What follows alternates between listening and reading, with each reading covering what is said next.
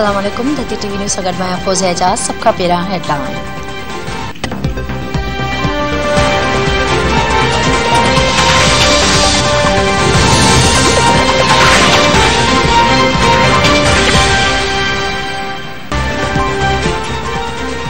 क़ौमी असेंबली जो इजलास हिकु भेरो ॿीहर 12:30 वॻे ताईं मुलतवी।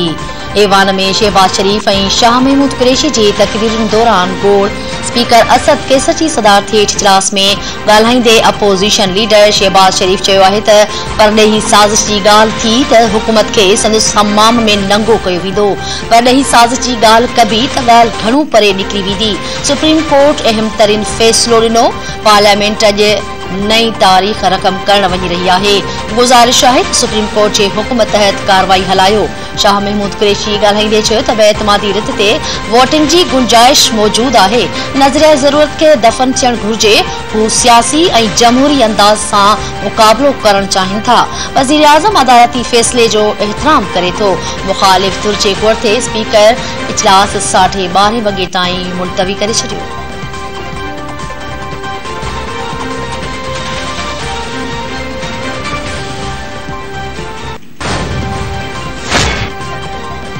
सुप्रीम कोर्ट जे हुक्म ते जीअं जो तीअं अमल कंदुसि। समूरी कार्रवाई सुप्रीम कोर्ट जे हुक्म तहत हलाईंदसि। क़ौमी असेंबली जे स्पीकर असद कैसर चयो आहे त परॾेही साज़िश बाबति ॻाल्हि थी आहे। हू चाहे थो त परॾेही साज़िश बाबति ॻाल्हि ॿोल थिए। स्पीकर मूजिबि हुन सुप्रीम कोर्ट जो फ़ैसिलो पढ़ियो आहे।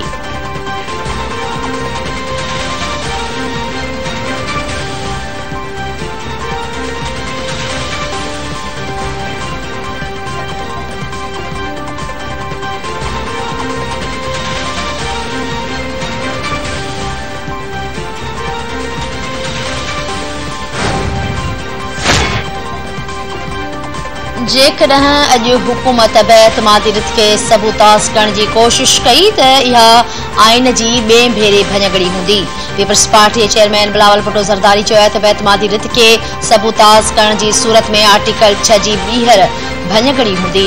वज़ीर आज़म, सदर, स्पीकर ऐं डिप्टी स्पीकर तौहीन अदालत जा मुर्तकब थींदा।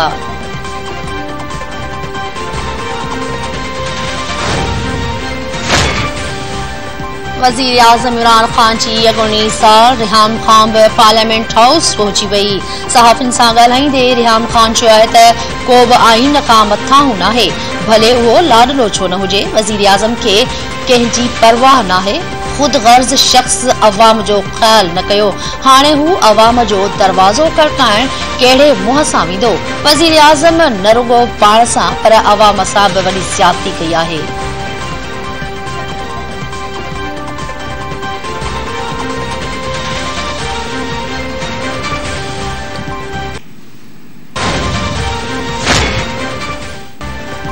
क़ौमी असेंबली जो इजलास घुराए मुलतवी बि करे सघिजे थो। वफ़ाक़ी वज़ीर फवाद चौधरी चयो त क़ौमी असेंबली जो इजलास अॼु थींदो पर क़ौमी असेंबली में बेतमादी जी रिथ ते वोटिंग थियण मुश्किल आहे।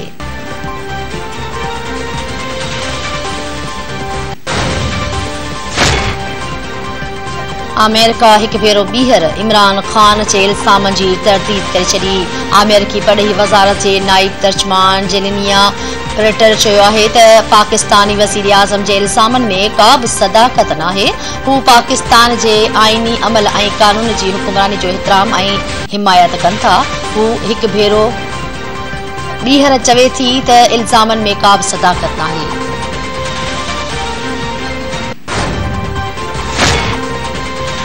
मुल्क में गुज़िरियल 24 कलाकनि अंदरि कोरोना सबब का बि फोतगी साम्हूं न आई। सिहत जे क़ौमी इदारे NIH मुल्क में 24 कलाकनि अंदरि 238 नवनि केस ज़ाहिर थियण जी तस्दीक करे छॾी। NIH मूजिबि मुल्क में कोरोना जे हाकारी केसनि जी शरह 0.93 रही। मुल्क में हिन वक़्तु 272 मरीज़नि जी हालत ॻणितीअ चुकी आहे।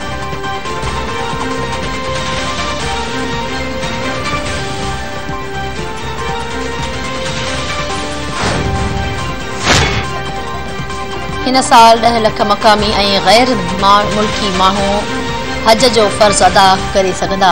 सऊदी जे हज ऐं उम्रे वारी वज़ारत चयो आहे त हज जो फ़र्ज़ अदा करण वारनि जी उमिरि जी हद 65 वरे मुक़रर कई वई आहे। सऊदी वज़ारत मूजिब सिहत खाते जे मंज़ूर कयल वैक्सीन लगाइण खे हज लाइ लाज़मी करार ॾिनो वियो आहे। सऊदी अरब पहुचण खां 72 कलाक अॻु PCR रिपोर्ट नाकारे अचण बि लाज़मी आहे।